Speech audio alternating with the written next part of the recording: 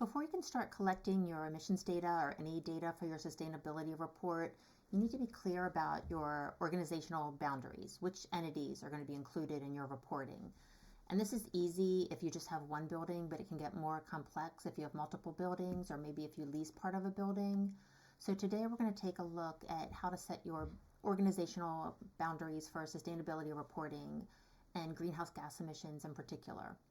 Hi, I'm Jennifer Duffy, and I'm a GRI certified sustainability professional with PilotSong Sustainability. If you don't know what greenhouse gas emissions are, you may want to check out our infographic, Greenhouse Gas Emissions 101. There's a link below. So today we're going to be referencing two documents. The first is the Greenhouse Gas Protocol, and the second is the Global Reporting Initiative Standards, the consolidated set of the GRI Standards. And you can download copies from the links below. The Greenhouse Gas Protocol was developed by the World Resources Institute and the World Business Council for Sustainable Development, and it was completed with input from a working group that included both corporations and institutions. And companies all over the world follow the Greenhouse Gas Protocol for their emissions reporting. And the emissions section of the GRI standards is based on the Greenhouse Gas Protocol. And the Greenhouse Gas Protocol provides guidance for how to report on your emissions in particular. And the GRI standards, they give the exact details and structure reporting on all ESG or sustainability topics, including emissions. Okay. So for our organizational reporting boundary, first we need to be clear about which buildings and which entities, vehicles, and locations to include. And we are going to use an example company called Terry's Pet Stuff that I made up. And they make and distribute different kinds of pet supplies. And one of their biggest customers, has just asked for their sustainability report and for their greenhouse gas emissions amounts in particular. So they're now in the stage where they need to set their boundary. And they have reviewed Chapter 3 of the Greenhouse Gas Protocol for doing this, that talks about setting organizational boundaries. And they've also used the GRI Standards, GRI 2 General Disclosure section, and this also gives the exact way that they need to list their entities that are included in reporting. So there's three important things to remember about why we're documenting our organizational boundaries, and these are kind of high level. And the first is that our main goal for sustainability reporting, it's not just to show data from the past, but we also want to be able to show progress over time. And also, the more granular we are, for example, keeping data from this building separate from this building, separate from this building. Eventually, you will add them all together, but it's important to have documentation of data by facility and entity. The more granular you are, the easier it'll be to pinpoint how to make improvements and, for example, how to become more energy efficient. And the third important thing to remember is that we always need to show our work so that our data is verifiable. This means that your data is trustworthy and it can be verified by a third party if needed. So going back to Terry's Pet Stuff, this graphic shows that Terry has 3 buildings and 3 different vehicles that they use for their operations.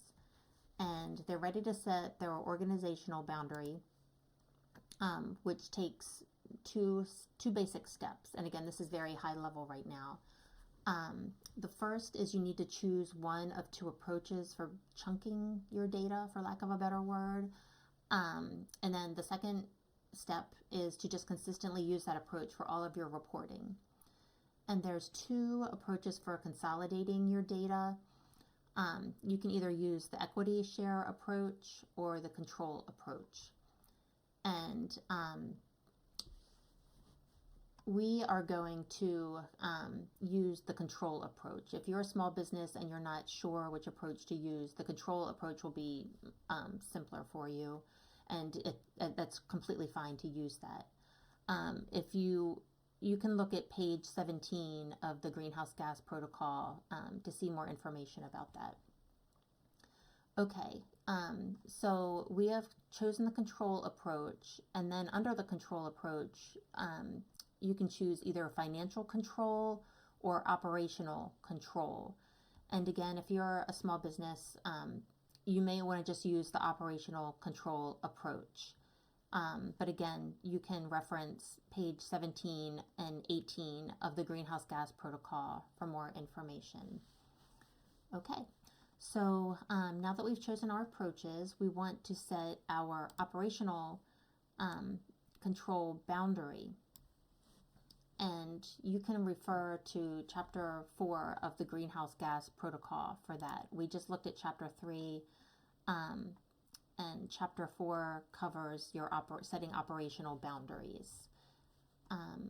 So according to the Greenhouse Gas Protocol, determining your operational boundaries involves three big, again, we're right now big picture steps before you get into your detailed data collection.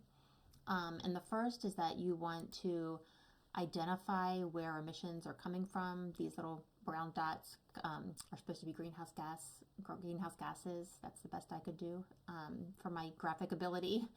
So you want to identify where emissions are coming from your operations, and then you want to categorize them into different scopes, generally 1 or 2, which we will get into in a minute. And then once you've categorized them, you want to choose how you're going to account for them, how you're going to collect your data for them. So we're going to take a real quick look at greenhouse gas emissions, just so you have a very general idea. We do go into this in more detail in another video. But for scope 1, for determining your scopes, you really want to be able to picture where the greenhouse gases are going into the atmosphere. This was kind of confusing to me when I was it was actually very confusing to me when I was first starting, but determining the scopes really comes down to the point of release of the gases. Greenhouse gases, they're emitted into the atmosphere in many ways, but for our purposes here from your building, it's usually from the combustion of fuel of some type. And so if you have a furnace or maybe a boiler, when fuel is combusted, different gases are emitted, like carbon dioxide, nitrous oxide, or methane. And if the emissions point of release is directly from something that your company owns or controls, in other words, the fuel is combusted on your site or from one of your vehicles, then that's a scope 1 emission. Whereas scope 2, the emissions point of release is from a power plant. The power plant combusts fuel to provide you and others, of course, with electricity, but the fuel is actually combusted at the power plant and not at your facility. So that is considered a scope 2 emission. Just think scope 2 purchased electricity. Okay, again, we have we'll go into this in more detail when we're actually collecting our data, but that's just an overview. Okay, so to summarize, we've set our organizational boundary. It includes, for Terry, it includes these 3 buildings and these 3 vehicles. We've chosen the operational approach sorry about that, our operational control approach, and that's how we're going to account for emissions, and we're going to use this approach year after year as we do our reporting. And now we have a general, maybe it's a little fuzzy, but we have a general understanding of scope 1 and scope 2 emissions. And so now we're almost ready to collect our data, but not quite. In our next video, we're going to go through some preparatory steps to take before you start collecting your data. So if you want to check out our next video, how to prepare for reporting, and then we'll get into calculating scope 1 emissions. Again, you can see links below for different resources, and thank you for watching.